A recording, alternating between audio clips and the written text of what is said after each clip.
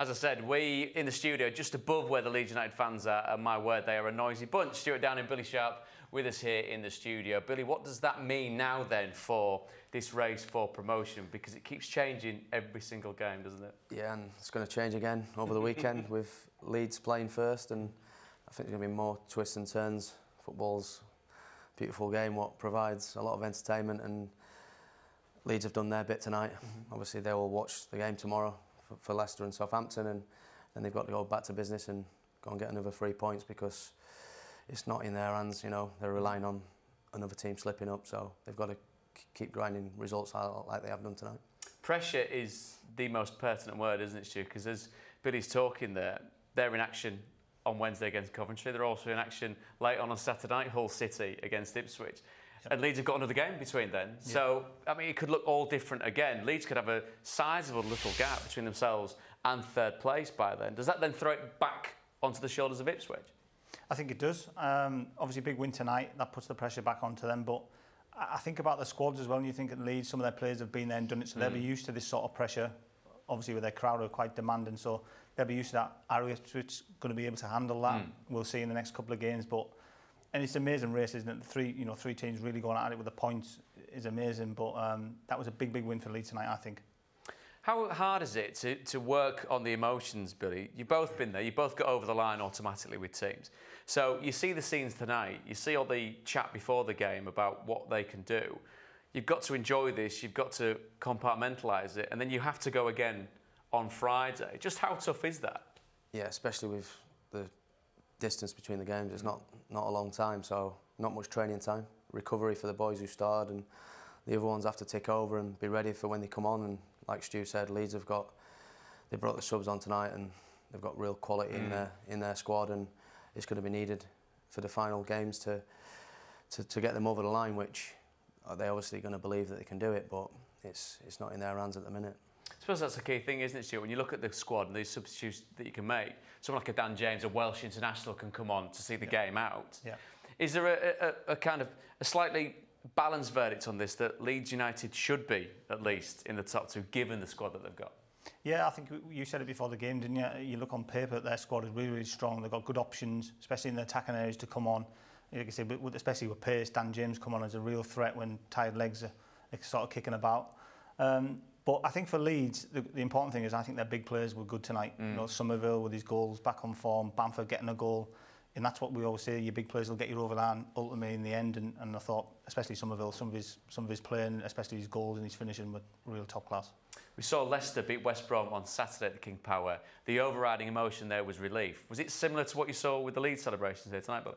It is when you get to this stage of the season, yeah. You just got to grind out the result. And Ethan Ampadu was saying about they'd like to have been easier and not concede 3 goals, but we loved it. Saw a lot of goals. I think whichever one misses out the 3 is going to be very, very unlucky, because in previous seasons, these points, what they've all got, gets you up. So I mean, it's a ridiculous points return for the top 4, isn't it? Yeah, Leicester were running away with it, and people have caught them up, and it's good, because it's not been like this for a few seasons in the Championship. So, I think it's definitely going to go down to the final game, and I'm sure that it's going to change the top spot and the second spot right until the end.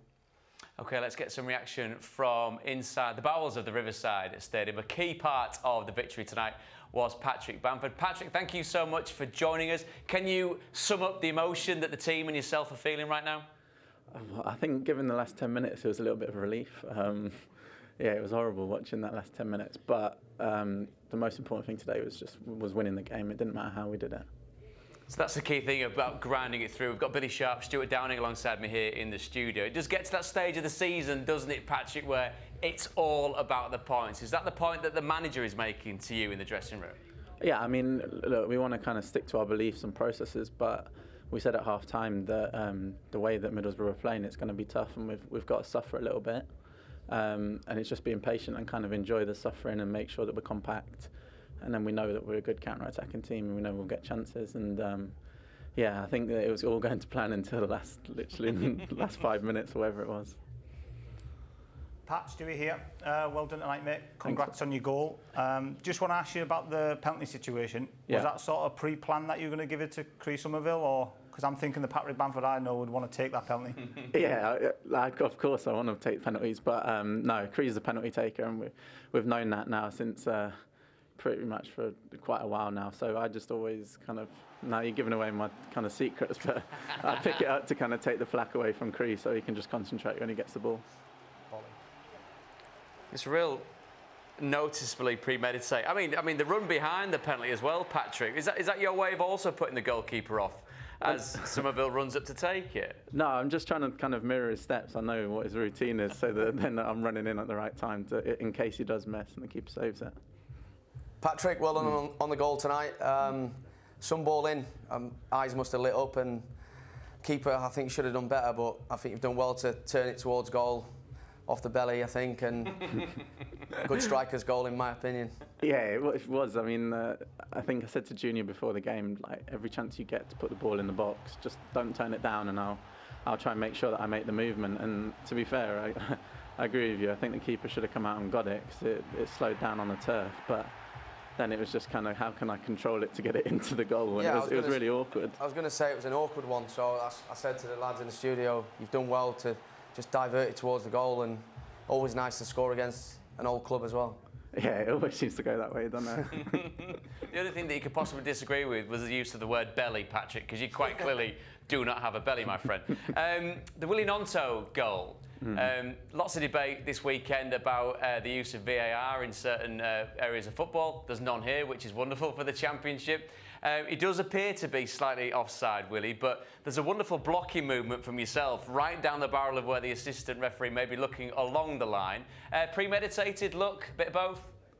I'd say it's a little bit of luck that I was kind of in the linesman's eyesight, but I was just putting myself there to kind of give Willie an option in case he wanted to square it more than anything. So Did you think he'd square it? I was shouting, but honestly no, but I was just making sure I was there. Yeah, it's a tight call, isn't it? Maybe just off, but... Pat, I just want to ask you about Crysencio Summerville. Obviously, we mentioned in the studio before the game that Leeds need their big players to step up tonight, you being one of them, and obviously him. Just tell us about him and his quality he brings to the team and how good he's been this season. To be honest, with Cree, we've known for maybe 3 or 4 seasons. I remember when he first signed, like even in training, thought, wow, this kid's good. Yeah. It was just about him kind of knuckling down and his attitude and getting the other side of it right, really. And even last year, I think there was a few question marks around it, but he's come back in the summer and honestly is like, it's like a switch has been turned on and it's clicked for him, and everything's coming together, and we always knew he was capable of this, and he's going to go on to big things in the future, I have no doubt. We're certainly a joy to watch the type of goals that he does score. A bit of downtime now before you're live again on Friday night against QPR. Are you watching the game tomorrow night, Leicester against Southampton? Do you know what? I'll probably watch the Arsenal game. And on that bombshell, Patrick Bamford, thank you for the ringing endorsement of the EFL, my friend. It's just because of the nerves. It's just for the nerves, honestly. Not because of the coverage. Well done, my friend. Well done. We'll let you go. Thanks for your time, Pat. Cheers. Take care. Catch you later. Bye-bye. Bit cheeky, wasn't it? But we'll let him off. He seems to be a very nice, smiley young man. Patrick Bamford there talking us through a wonderful result for Leeds United. You don't always do things the easy way, do you? How significant a night could this turn out to be for you? Well, it was always a difficult game today, important game for Middlesbrough, more or less their last highlight in the season. They went into this game with confidence, 9 games unbeaten, and they played with freedom, and worst possible start for us, really unlucky goal to concede the 0-1, and then great character, a great mentality of my lads to come back in this way. It was a bit wild game in the first half. I wanted to calm them a bit down at halftime, to control the game a bit more against the ball and concentrating a bit more on not allowing them to have chances, and to win the game then also like with our possession also on the counter attack, and we did, and out of nothing then one long ball in the 88th minute made this game a tight game again. Then obviously you have to dig in and to grind out the result. We did, and massive 3 points for us, and also big compliments to the lads. How crucial was it to get those 2 quick goals after you found yourselves behind, for the belief of the players at that point? I was happy with our reaction there because especially excited home crowd here. I could also feel that with this unlucky goal, our supporters were a bit flat, and then to show whatever happens on the pitch, we keep going. We believe in our game. We believe in our strength. This is great mentality here, especially for my young players. And it was of course crucial also to answer in this way in a bit wild first half. So I think great game for the supporters. So as a manager, you would have preferred sometimes a bit more calmness and composure also in our tactical behavior. But this is also what we're all about. We have a pretty young side, and sometimes we're playing a bit like wild dogs. I don't want to take this away because we're also strong in these terms, but it was then also important to calm them down at halftime and to play less man-orientated, more structured in the second half, especially against the ball. And then I think it was much more controlled second half and could have buried the game perhaps earlier with one or two counter-attacks. But it's always the same. It's the championship, and sometimes you concede a crazy goal out of nothing. Then everything can happen. But it didn't, and for that, massive 3 points for us. And you've got such quality in Crysencio Summerville, who scored his 20th goal of the season tonight. What can you say about the contribution that he's made this season, and especially in those big moments as well, when he really steps up? Yes, he's maturing from week to week and shows this with consistency. So don't like to speak about a player after just one good month or a few good games and label him a quality player. You are a quality player if you show it with consistency, and especially when you don't shine just yourself. It's more like you make your teammates shine and make your team shine. This is then a quality player, and this is what he's shown more and more from week to week, and we're all pretty happy that we have him. And but not just him. I think all my offensive players were fantastic. In the offense, sometimes a bit unnecessary loss of the ball in our possession and. But overall, also in general, perhaps not today, but we are the team with the best defensive record. It's also quite important. So normally we have a really good balance, perhaps not today in each and every scene, but overall we have a good balance, and I'm pretty pleased and happy with this. And you got your clinical edge back tonight as well. How crucial is that going into the last 2 games? Yes, especially in the last games, it's important that you're effective in using your chances. I think in the second half, we had a few more chances. I'm also not sure if Patrick goals was really offside in the situation. But it was of course important that my offensive players found that quality back in front of the goal, and hopefully we can transport this also in the last 2 games in the season. How do you see the promotion race now? Leicester play Southampton tomorrow night. What do you want to happen in that game? Southampton win? No, I don't mind. So I'm already just focused on our game at QPR. So the fixture list is crazy. We have right now a long break of 10 days without a game, and right now 2 games within 4 days. First Monday kickoff evening, why ever.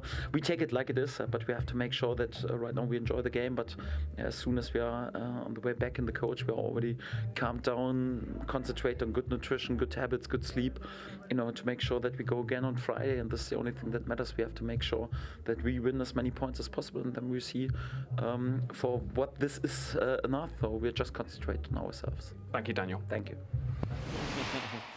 It's that common phrase, isn't it, about going again in just a matter of days. How important, Billy, is someone like Daniel Farke and the way that his personality permeates the squad to keep all these emotions in check?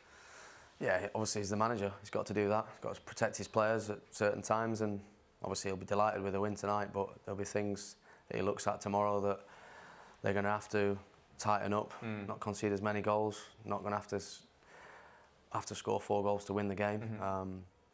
But yeah, he's got to get his players to go again in a few days' time, which I'm sure they will be, and they'll be excited to watch that game tomorrow, I'm sure. Just the 7 goals to get through then. Let's start with Isaiah Jones, who put Borough ahead what seems like an eternity ago. It seemed to be a relatively straightforward tap in by the end of it, Stuart, but it's extremely brave play by Emmanuel Latte-Lath, isn't it? It is obviously a bit of luck there, but we did think the Leeds defended it quite well, but I give credit to Isaiah Jones for following and anticipating that it might drop to him, and like I say, he gets his rewards by following him. But like you said, he was brave going for that challenge, because I don't think if he does, they probably don't get the little lucky ricochet that they got. So a great start from Middlesbrough. I thought they started the game ever so well as well. Needed a reaction then from Leeds United. Jorginho Rutter, so good at carrying the football going forward for Leeds United, was the man that brought on the tackle from Anthony Dyke-Steele. And you said at half-time, Billy, no real qualms about this being given as a penalty. Have you changed your mind at all? No, it's a penalty. It's just clumsy. And, you know, as soon as he gets across him here, look, gets his arm across, he probably doesn't mean to do it. That's why it's clumsy, but it's a penalty, and it's dispatched brilliantly by, you know, the player of the season. Well, what about the nerves that are involved in taking a penalty at that particular clutch time in a game? Of course, we just spoke to Patrick about him holding on to the football before then giving it over to Crysencio Summerville to actually take the penalty. From your experience of being in that particular position, I mean, does that time to cool down help? Does it pile on pressure? No, I understand why Patrick's took the ball, so people can't get to him. Yeah, it's brilliant. Team player, he obviously wants to take the penalty himself, but Summerville's the penalty taker, and like I say, he's the one who's got that pressure on him, but that's what you want. You want the pressures. That's what you play football for. He got his goal, Patrick, so he'll be happy. Yeah. Well, speaking of Patrick's goal, I mean, just 3.5 minutes later is when Patrick Bamford put Leeds ahead. Now, I mean, in the course of Patrick Bamford being at Leeds United, he's had good patches, not so good patches. He seems to be first in the line when things aren't going well for people to point out. But more often than not, he's been a reliable goal scorer for Leeds, hasn't he? And a former teammate of yours, Stu. Yeah, and playing with Patrick, very confident. And what I like about Patrick is he's, you know, I remember him saying he had a conversation with the manager early in the season saying, play me and I'll score. I quite like that battle striker because and generally when you do play him, Pat, and he's in good form, he'll get you a goal. Suffered a bit of injuries a little bit in his time with Leeds. But generally, I think if you give him good service, you know, he is a good finisher, and I think he proved when he played with me in Middlesbrough. I think he showed the highlights before the game. He's hat-trick against Leeds. You know, he can finish. Who else can finish is Emmanuel Latte-Lath. We heard Stuart's version of this at half-time, but from a striker's point of view, Billy, when you are in this vein of form, does it feel like any time you get near the goal, you're going to take a shot on and you're going to score? Yeah, it's a lovely feeling when you're on a run of goals like he is, and I like him. You know, I'm like a lot of people, I don't think people know who he was, but he's come into English football, and apart from his few injuries that he's had, like Stu said, he's hit some form and he's scoring all different types of goals. And I think if this is outside the box, which it is, it's his first one outside the box. So, but he scored with his left foot against us, and a brilliant header tonight, which, you know, that's also a great finish, and he'll be happy with the 2 goals, but disappointed that his team's lost. A goal from Willie Gnonto was the one that put Leeds ahead going into half-time. Now, the question that we asked Patrick Bamford about whether it was onside or not, he took it very well and answered it accordingly, as I presume he saw the actual footage. No debate at all, really, Stuart, about the fact that he's offside, is there? He's offside, and I'll be honest, I didn't notice till Billy mentioned it about Patrick probably being the linesman's, you know, eye line. But I mean, it's a fantastic pass in it from Summerville. This is what I mean, especially when teams are in low blocks or a bit tight around the box. He's got that quality to open up the defence, and yes, it is offside, but in terms of the general play, you know, real good pass and a good run, but he is offside, yes. It's reflective, isn't it, the ball through from Summerville, of just how good a season he's having. He scored his 18th goal in this game before, obviously, providing this assist for Willie Gnonto, who dispatched it and did a little cheeky look at the linesman just to clarify the fact that he was actually onside. Then he could safely celebrate running away towards the fans. But in the second half, when you're talking about a man that can kill a game off, this is 19th goal of the season. As we said, the Championship player of this wonderful campaign. We've seen this so many times, Billy, and we always think he's always going to cut in, he's always going to bend it in the top corner. Why can't you stop it? Is it because it's just that good? Yeah, he's so sharp. The 2 people who's defending it here, doubling him up, they know he's going to cut inside on his right foot, but he uses his right foot that he's really good with to use the defenders to, you know, block the keeper's eyes on the ball and look at the bend on it, right into the far corner. And like you say, we've seen that many times this season, and we thought that was game done and dusted, but it wasn't. More of a sting in the tail, of course, because again, talking to Patrick Bamford, talked about how the last 10 minutes was an attack on the nerves. It was nerve shredding, getting themselves up to the final whistle, because it seemingly kept going and going and going. And there was plenty, of course, to keep Leeds honest towards the end of this game, Stuart, wasn't there? Yeah, and even in these patterns of playing Middlesbrough, they were, you know, playing it side to side a bit, and we were actually saying, well, you know, get it forward, get into the box. I think you said at one point, put Matt Clark up there, let's cause a bit of confusion. And how good a header is that, though? Amazing. I know the keeper's off his line, probably questioning his position, but like you said, that's an amazing header from there, running onto it to get the power and obviously the height on it. And like I say, it made it uncomfortable for Leeds in the end, where they should have been sort of comfortable in the last periods of the game. Of course, it was a chance for them to keep their slim playoff hopes alive. However, let's get the thoughts of Michael Carrick off the back of what he's seen tonight here at the Riverside. Well, it was an incredible game, really, Michael, wasn't it? What did you make of it? Yeah, I largely enjoyed it, to be honest. I thought it was a good game. I was really proud of the players tonight for a lot of reasons, in terms of the character, the attitude. You know, we know where we are in the league and what we're trying to play for at this moment, and it will be easy to kind of drift away. And I thought the boys were immense with the spirit and then the quality. You know, I thought we controlled large parts of the game. We forced them back. We created pressure. We dominated large parts of that, and that was down to the good play, really. So a lot of things to be happy with. The result, not. The decision that went against us, obviously not. And that had a large part to play in the game. Having gone ahead, though, were you masters of your own downfall, conceding those 2 quick goals straight after? Yeah, of course, there's things we can do better for sure, you know, and we started the game ever so well and give them a little bit to come back into, but I thought we responded again from that great, and as I said, got playing the way we want to play, and then the boys looked really sharp and motivated, and I thought we could get back in the game. And then obviously the goal, the offside goal, is kind of, it's frustrating from my point of view as a coach, because we're coaching the boys to be a unit, to be come out on the line, to be connected, and if there's someone behind you, trust that he's offside, and then he's not given offside. It's like, from my point of view, say what did you say now? Just follow your runners everywhere, and you'll end up on the goal line defending. So at some point you've got to hold your line and trust that. And today it went badly against us. How costly a moment is that? Because it came just before half-time as well, when you just equalised.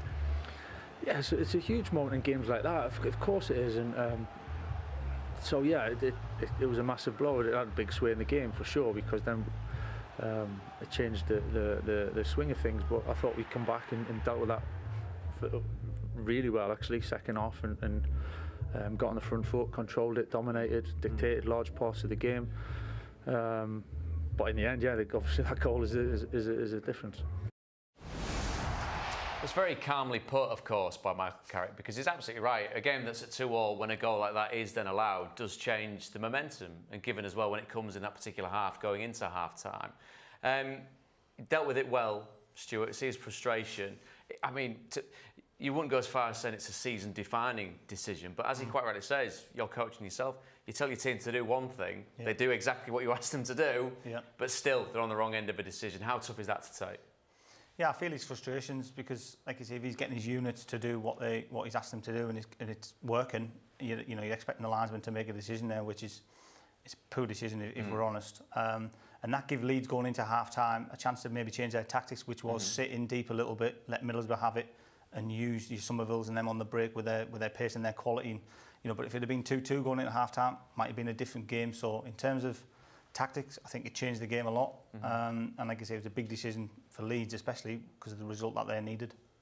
From Borough's point of view this season under Michael Carrick, we of course saw them get to the playoff semi-finals last season. Players then leave. I mean, not least Tuber Akpom, the top scorer in the Championship. Yep. What's the broad kind of take on what the job is that Michael's doing here, and potentially is it now looking at what can come next season? Yeah, that's a good point you made. I think next season's the big one for them. I think when you lose, you know, Akpom, Archer, I think Ryan Giles on that left-hand side last season, who was the big outlet for them. That's a big part of your team, a lot of goals, a lot of creativity. And to be fair to Michael, you know, they had a really slow start, but I don't think there was any rumblings around it. It was like, you know, we've got a lot of players, a lot of influx coming in. Obviously, a lot of players leaving, and I think, like anything, like the team now, are starting to function because it takes time to get them players to know your style, the way which you want them to function, and what to do. So I think you're starting to see that now. We mentioned Lat in the programme, you know, and I think you're starting to see his quality come through. So in terms of finishing the season strong, Middlesbrough been really good, but I think for next season, add a few more quality players, I think they can get even better. Well, Billy, you rocked up here hoping that the big goals would be a good game. You got that. Are you hoping for the same tomorrow, Leicester, against one of your former sides, Southampton? I think there will be goals, yeah. 2 more good teams going at it, and the pressure's on Leicester, obviously, and I think Southampton are out the race for that, so they're playing with a bit of freedom, and I know they can score goals as well, which Shea Adams is on a good run, so one of my ex-teammates will probably want to add to his tally as well tomorrow. Does a win potentially, though, throw them back into it because it's the most unpredictable of leagues? Yeah, obviously, if they win, it changes things. It brings Leicester back towards Leeds and Ipswich, and people might start talking about Southampton again. But I think they've probably got one eye on, you know, getting ready for the playoffs and making sure that they're in the best position to try and win them. What about yourself? We spoke about Hull City earlier on in the show. They've got obviously big games coming up, and there's an outside chance, of course, still of making the playoffs. Beyond that, as Billy Sharp's very long goal-laden career creeps, I'm not finishing your career, but we all get to a certain stage where the next chapter's got to come. Is it another year playing for you? Is it coaching? Is it more of this? We've enjoyed your company. Yeah, no, hopefully I'll have a few options, and I'd love to play on. I still feel as though I train every day, and touch wood, I'll stay fit till the end of the season, and the manager and the boys have been brilliant with me, and I'm still really enjoying it, even though I'm not playing as much as I'd like to be, but I still feel very much part of it, and I'll be pushing the lads and, you know, enjoy the rest of the season, and who knows, might do more of this, which it's very nice of you to have me on, but you know, I love playing football, so we'll see what comes of it at the end of the season. Diplomatically answered. You've not offended a single person there at all, so well done, gents. It's been a pleasure to have you both here in the studio. Well, it's the Championship once again delivering right here on Sky Sports.